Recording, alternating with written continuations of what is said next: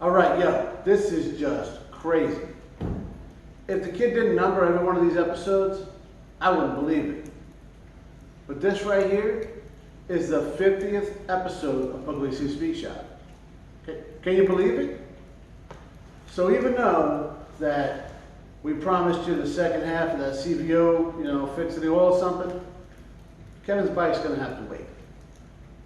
Because with being the 50th episode, figure I'd tell you the story that started it all. The story of my 1953 Pontiac Chieftain. And as an added bonus, you get to check out this brand new intro.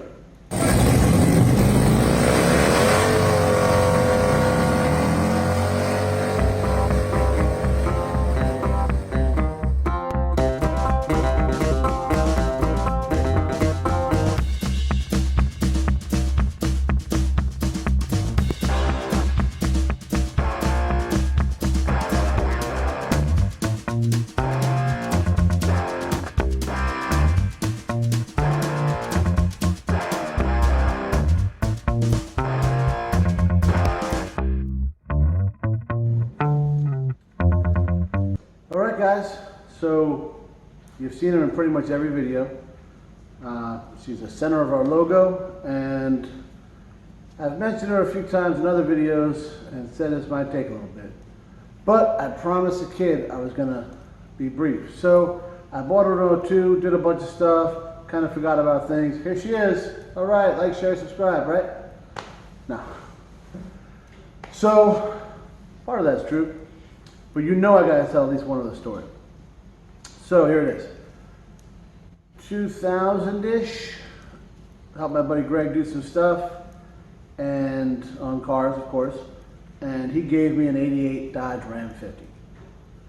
Don't try to figure out how that equals 53 Pontiac, but I'm gonna show you. It needed a motor, we needed a head gasket, and then it was laid out, and then it needed a motor. And it was a little bit beat up, one fender, the bumper, and a couple of things.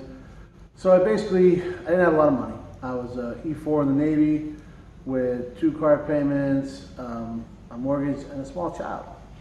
And we said, hey, let's build a truck, why not?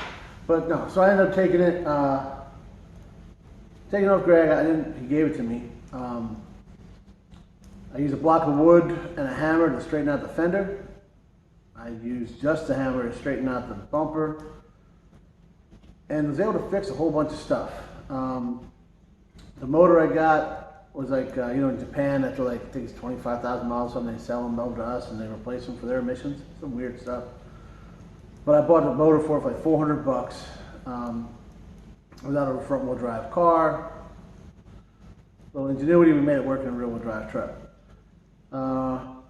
And somebody gave me some wheels, and somebody else gave me some tires, and they were 31, so I lifted it and decided to make a pre-runner out of it. Basically, every part of this truck I messed with. So I had the motor out, the trans out, the rear was out at some point, and all put back together. Did all the body work. Megan helped me with the body work. That was cool. I like that. We did. I put a stereo in it, cleaned up the interior a little bit, rolled my first bed liner after I painted the car. I painted the truck. This is a truck. So I painted it. I gotta tell this story. I painted it in my 2-car garage. It was orange. I got the paint for free. They were gonna waste it out at work from the SAR heroes, the search and rescue guys. So it was bright orange, and I shot this thing. I had a fan blowing out. I had a $15 flea market paint gun, a borrowed compressor, and we got her done. I had a garage door was open, box fan blowing this way, all the orange paint. Megan called me at work. One of maybe 4 times in the 24 years we've been married, she called me at work. She's like, this isn't good. So I ended up painting the house shortly after that. But truck came out great. Then I put that bed liner, I rolled it in. I've done, I don't know how many since then, but that was the first one and it came out awesome. It was a good little truck. I ran it constantly, So kid will throw some pictures up here from side by side before and afters, you know. I loved it. It was reliable as could be. And I remember I brought it to work, and my buddy Justin, who I told you before is, you know, big hot rod guy. He pointed out, like, I live 90 miles from my house to the base. And he's like, you tried this thing 200 miles a day? Like, this is like your big model. I was like, yeah, I didn't really think of it. And he's like, man, he's like, you know, you got a lot more faith in your mechanic skills than I do. I said, no, I'm just an idiot, really. I think he meant his skills. I hope he meant his skills. But either way, he was just being humble because he's a hell of a mechanic. But he had a 50 Chevy at the time. Like I told you when we talked about the Caddy, he turned me on to a whole new part of hot rodding because I thought everything was like muscle cars and had a perfect paint and this and that and that. And that's not the truth. And you know, I love, I think my style of hot rodding because I can do whatever I want, and it's not my style, I guess, but it's, you know, how I look at things, and there's a lot of like-minded people, and luckily Justin was there to show me that. Yeah, so he's a big reason I got this car. Like I said, he had a 50 Chevy, and he's telling me that. I said, you know what, man, the next thing I build, it's going to be worth something. And I started looking for hot rods, you know, older stuff. I ended up selling that truck to somebody on the base. Kind of funny. The first guy I sold it to paid me almost all the money and then got kicked out and disappeared. So then I sold it to somebody else. Not bad. I bought a little V8 Dakota and I was shooting around that thing. But looking for something, you know, I had a little bit of money burning a hole in my pocket from this, putting this truck together and making, well, twice what I should have on it. So, then we're looking. I knew I wanted a 54 and older car. Just because of the blinds, the body stuff. You look into all the old hot rodding stuff, like the 50s designers. It's like, if you look at a 50s car from the top, you know, it's like it's like hourglass, like you know, like a model or whatever. And apparently there was like an infatuation with pinup models back then, and at least amongst the designers. And we've got some gorgeous cars because of it. So thanks, guys. But that's what I was looking for. And I remember talking to my father about it, and he was like, so what are you looking for? He's a big Tri-5 Chevy guy. He's a vet guy. He's had a couple vets, but he loves a 57 Bel Air. And so do I. Beautiful car, but not what I wanted. You know, I knew I wanted a little bit older, the bomb style. That's what they, you know, bomb, that's what I call it. But that's what I wanted, you know. I remember talking to my father, and he's like, what are you looking for? I said, well, you know, I want a 54 or older. You know, I basically want something older than you. And he's like, you son of a bitch, right? And I know how it came out, Pop, but that's not how I meant it. But it was kind of funny because, you know, he's not going to use the words he said, but he gave me some advice to go somewhere and do something. You know. But, it's all right. But that's what I want, and that's what I ended up getting, obviously. So I looked at a few. I looked at some Buicks for a while. Definitely GM, just that's what I wanted. I looked at a 50 Buick. Well, I called on it. Turns out Justin bought it right before me. We probably should have talked. And then, well, then this came up. I was on eBay, right? eBay was kind of just starting up. This was like 02. And, not what you said, what? For me, it was just starting up. It's probably been around for 10 years. You guys know I'm behind everything. But I had bought one or two things off of eBay. And I'm watching this car, and I read the ad. The ad was, he bought this car off the original owner. Original owner was a friend of his also. So the original owner bought it in 1953. He had special ordered it because he wanted this exact car for his wife. He wanted a new car, and he wanted the cheapest car he could get with an automatic. So he special ordered this one.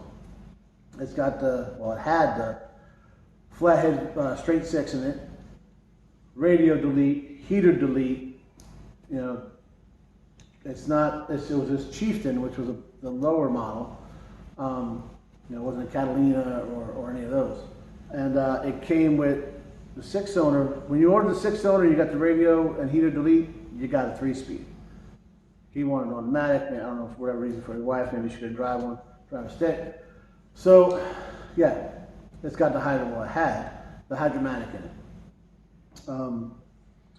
He ended up, which made it pretty rare, because in '53 the hydromatic plant burnt down, so only like the early models got them. The later models, like my '53 Caddy, got the Dynaflow in it, you know, from Buick. So it was different, right? So that's where we were with that. He leaves that's what the ad tells me, and then, well, the ad didn't tell me that. It told me some of that. Some of that I did the research on. But the ad finished saying his original owner had it. He drove it for X amount of years. His daughter went to college in the '70s. They did some body work, shot paint on it. Not a very good job. Like Earl Scheib did this like after a couple beers, and it was terrible. And then they did, she drove to college 4 years, whatever. Maybe she's a doctor, maybe she went 8, who knows? And then this guy, she got tired of bought another car, whatever. So this guy bought it in '86. He put it in a warehouse, supposedly parked it in a warehouse, didn't touch it since '86. Okay. Every picture was the back of the car, the left side, and the front. And like 1 or 2 interior pictures. I think there was a picture of the motor too. Nothing of this side. We had a giant Bondo thing. So it was pushed in, Bondoed over, sprayed, hit again, and so yeah, that was a mess. Strategically, he missed that. He also strategically, I knew he was full of crap when I got there. So, we'll get to that. So I'm on eBay. I actually don't win the car because I didn't meet the reserve. The reserve was $1,000. I was at $950 something.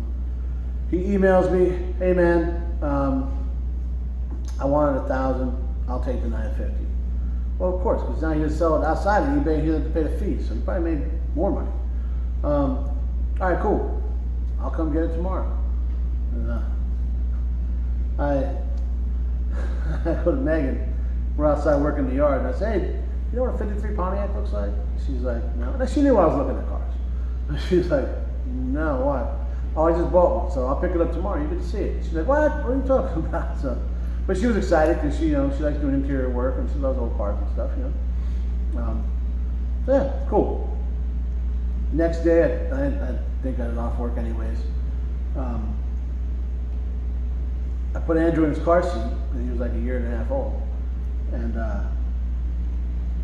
we jump into Dakota, borrow a trailer. I got no trailer brakes. I'm going through the Cajon Pass in California. Not a good idea, no trailer brakes. In a Dakota, what I'm thinking. To pick this car up down in West Covina, warehouse. I get the car, we get there, and that's when I see it. I see the dents and this and that. I'm like, all right. Oh, I thought I told you. Nah, you didn't tell me. So I look into the hood. I was like, you drove this car in here? He's like, yeah. You haven't touched it? No. I was driving in with no throttle linkage. Oh, yeah, well, I didn't even take that from my other car. All right, man, whatever. But I still love the car, rust-free. I mean, it was, all right. So I drag it home. And immediately, I start working on it. All right, man, let me sand this thing down and get it all in one color. See what I'm working with, see how bad everything is. The car was solid, just solid. So, and the kid will throw pictures. He's probably been doing that this whole time, talking about cars. But, yeah. So, here's a car. We're doing some sanding on it, stuff like that, priming it, making it all one color. There's Andrew, you see it? You see? So, and then I start working on it mechanically. My buddy Justin comes down, he's helping me out. And we're getting it cranking because it was stuck. And it's just not wanting to fire. We can't get it. So right about this time, it turns out I'm getting orders to Virginia. I got the car on jack stands. I can't even find the studs to put the wheels back on. Because half of them broke coming off. So I got the house sold. Luckily, we sold the house, got the car out of there, bought a trailer, put trailer brake, a little controller in my Dakota, and shot to Virginia. We get out there, we actually stayed at Chip's house for like a year. or we were having the house built and stuff. When we get there, I bought my 64 Le Mans. I had already bought the Caddy. I bought a 51 Dodge. My dad gave me an 84 Grand Prix. This went on, right? So this guy sat because the other ones were running or closer to. And as much as I absolutely love this car, I wanted to drive some stuff, you know. So I was messing with those things.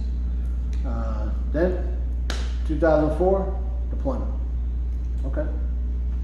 Come back. We ended up moving out of Chips when I come back. We had a rental house for a while. They finished our house. Then we moved into our house. About the time we got settled into our house, deployment. Okay. Now, mind you, every time I go on deployment in the Navy, you got to do workups too, especially if you're an aircraft guy. So you go to Fallon 2 to 3 times. You go to boat decks 2 to 3 times, each 2 weeks to a month. And then deployments 6, 7 to 8. Well, now it's like 9 or 10, but the longest I ever did was around 8. So that was in 06. So I get that done. While I'm on that deployment, I bought my 64 GTO. Came back, sold the Caddy, sold the Le Mans. I got some other cars. I had a Ford truck for a while. I had some, I don't know, it just kept, I had another Dakota. They just go right, right? That's what I'm doing. This is part of this hobby. You just keep, you know. So, okay. Then I get the car, set it at my house to where I can kind of work on it. Deployment. Do that again. On this deployment, I come to find out I'm going back to Channel 8. We sell the house. We sell the Dodge. We sold everything else. Basically, we gave some stuff to my father-in-law. Gave him a truck. He's keeping our Jeep for us. It's the whole thing, right? We go and sell the Dakota. We buy a Chevy truck, Chevy 1-ton crew cab dually diesel truck. Love that thing. And buy a 2-car trailer. I put this guy on it and the GTO, westbound and down, right? Get out there. We get moved into housing. I put this guy in the garage. Take it with the GTO to where it's my daily driver. We ended up getting rid of Megan's car because it's just sitting. So we ended up buying that 49 Dodge after that, but that's fine. Yeah. This guy's in the garage. Me and my buddy Michael Duck, he lives right across the street. He comes over and we're trying to get this thing going. And we're having the same luck we had, me and Justin had. It's spinning better now because we did a bunch of things and whatnot, but man, it would fire, run for like a half a second, backfire, so all the valves are sticking up. We had to pull the plug, not really flat, right? Put the valves back down. It wouldn't seat, and everything's a mess.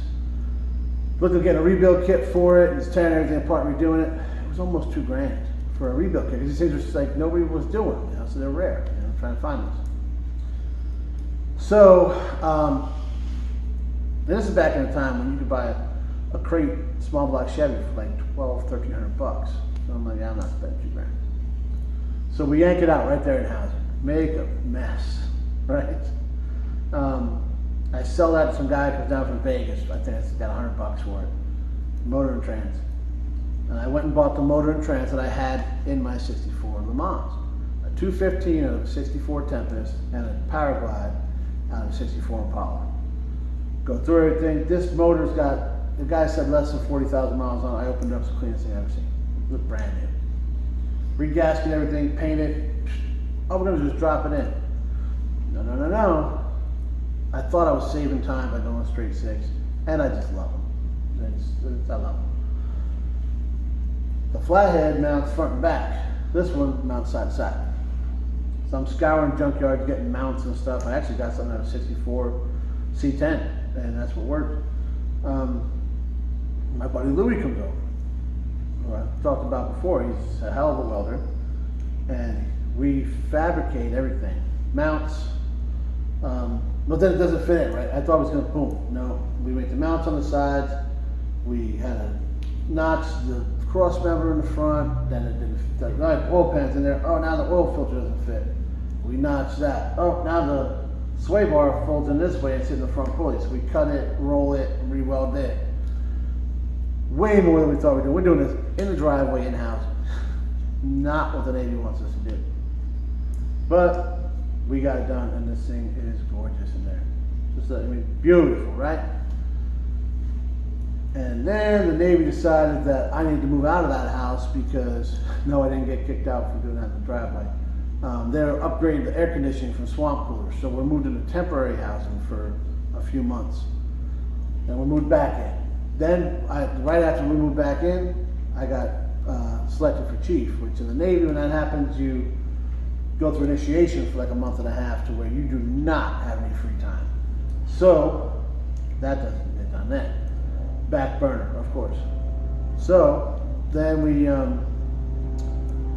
right after that's all done, because I made chief, now I get transferred up to Lemoore.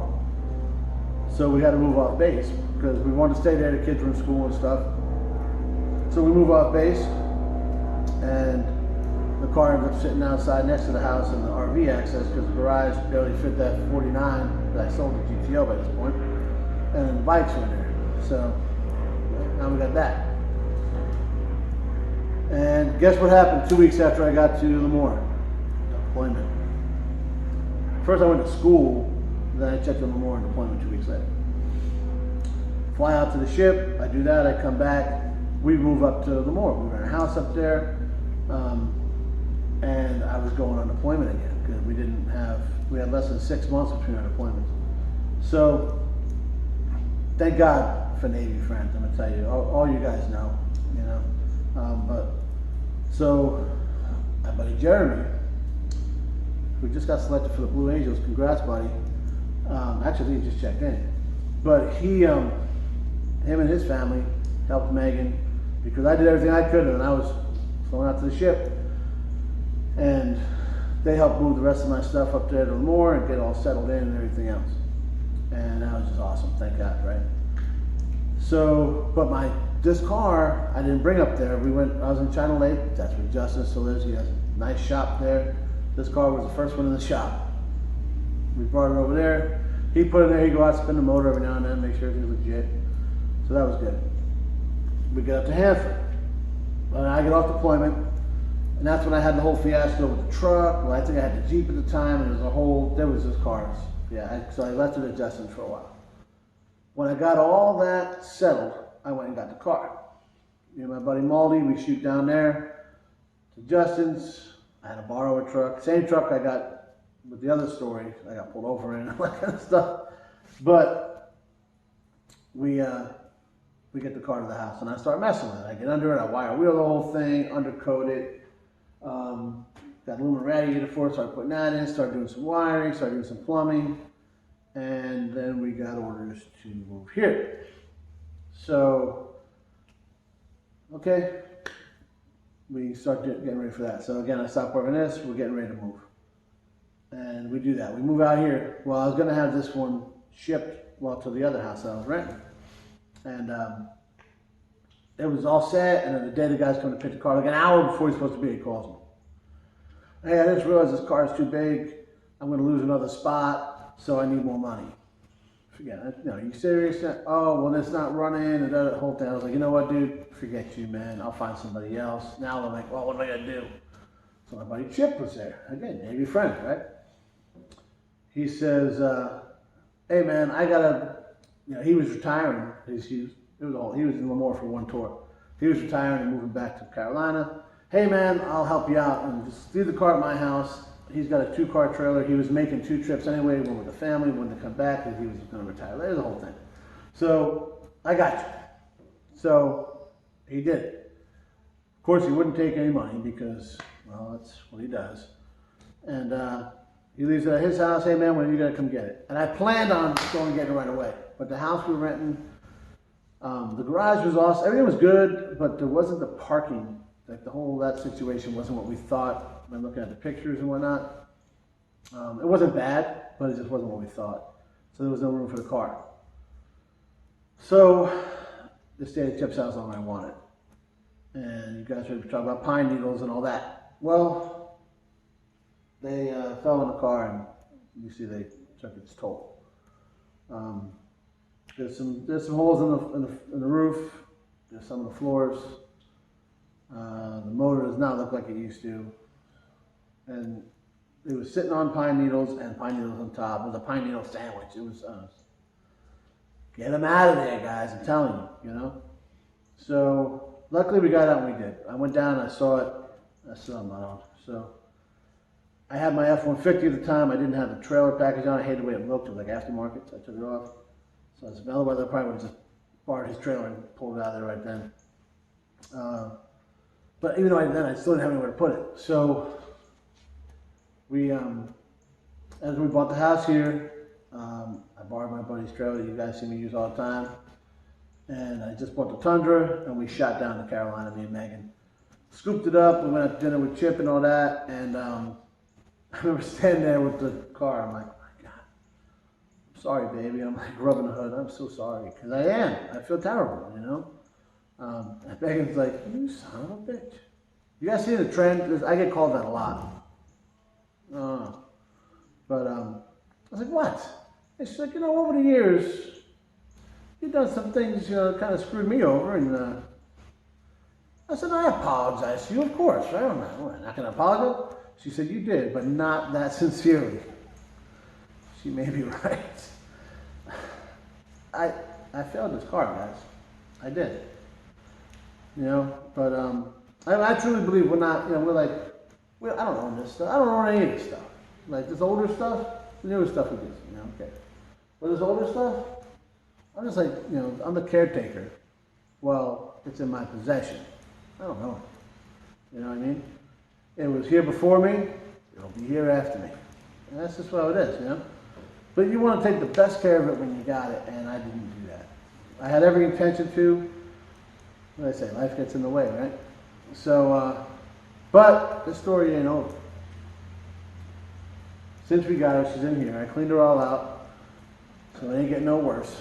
Obviously, I still got crap on the windows and all that stuff. But this story ain't over.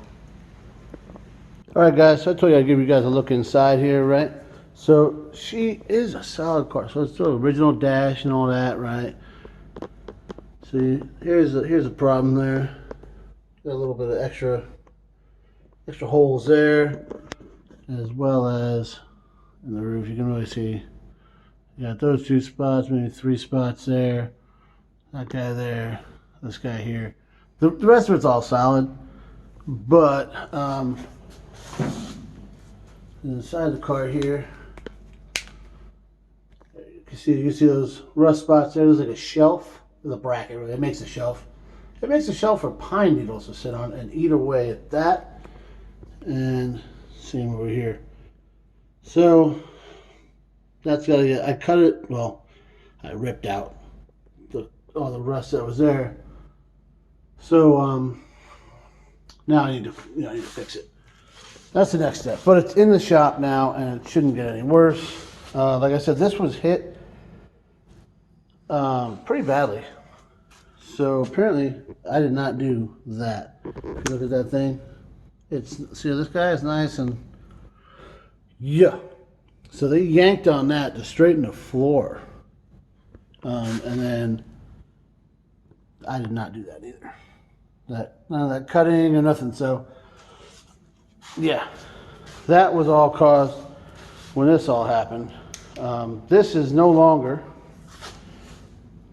And you can see it right here, but the rest of it, and I was behind it beating it out and stuff, so it's not Bondo like it was before. It's made smooth with a little bit of filler, but it ain't like it was before, because that was disgusting.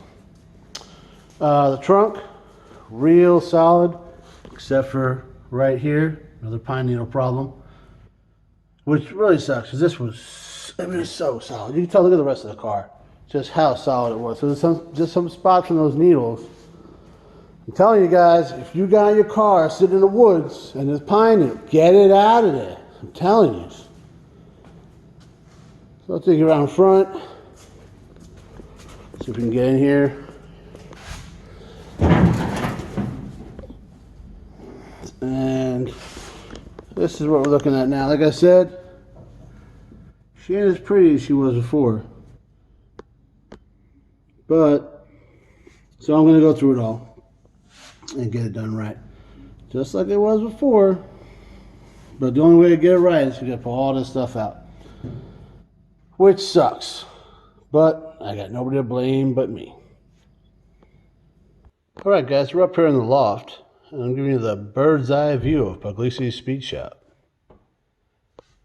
So the reason we're up here is to show you all the other parts we have for the Pontiac. So, see we got the grill up there. This hood, not for it. It's over 50 something Chevy. I don't know what year. I bought it for 50 bucks to make an awning out of it, so we'll see when that ever happens. Here's all the trim for the Pontiac. There's the bottom of the front seat and the back seat. These are off like a 40 Pontiac, but I just absolutely loved them. So I bought them. I got a whole rest of them right here. Put that back in there. This is a, oh, it's a flamethrower kit for that car. That's right, because I got lake pipes for it. There's the back of the front seat. Fan shroud, gas tank, drive shaft down there. What else we got here? Bunch more. This is the center trim I was talking about. And there's a better shot of the gas tank. Some fender skirts for it. What else we got over here? It's part of a dryer, don't worry about that. The bumpers were on this shelf that has failed, and I kind of forgot all about. Guess I'll come up here and fix this one of these days. I'm okay. Those bars are all for the headliner. This is off the bottom of the seat. That's the original color of that stuff. This is all 48 Ford stuff. I don't know where. Well, that's obviously for, I don't know what's in there. I'm not going to open it. Lake pipes around here somewhere, I promise you. Probably up there. I don't know. But as you can see, we have all the stuff to put this thing back together. We need, oh, there's the lake pipes. Hiding right there. We need to get some of these other guys out of the way. Like this guy. Then this guy's coming next. She's going to be after it. So, make sure you guys keep tuning in. So guys, like I was saying before, when going to Trog, right, and seeing all those cars there, walking through there, you see what ones I gravitated towards when, you know, walking through that car show. And when I got back here, I realized being there kind of, it restored what hot rodding is to me and what it means to me and where I want to be in the hot rod world. And this is it. It always has been. Every now and then you stray a little bit, but you know, you always come back, right? So I said, I know exactly what I want to do. I love this car just as much today, probably more than I did the day I bought it, right? My plan as far as what I want to do customization wise has not changed, you know. Low and slow, tail dragger. I want like they built it in the 50s. I don't want bags. I don't want a stereo. I don't want none of that. Only thing I need to hear when I'm driving this thing is that inline six singing through those lake pipes. That's all I need. So I'm gonna get it done, and you know I'm gonna. I got myself in a couple situations with some of these other cars, but I always come back to her, and she's gonna get done, and you're gonna see it, but you gotta subscribe to see it. So go ahead and knock that out, all right? Like, share, subscribe, ring the bell, tell a friend, and as always, thanks for watching, guys.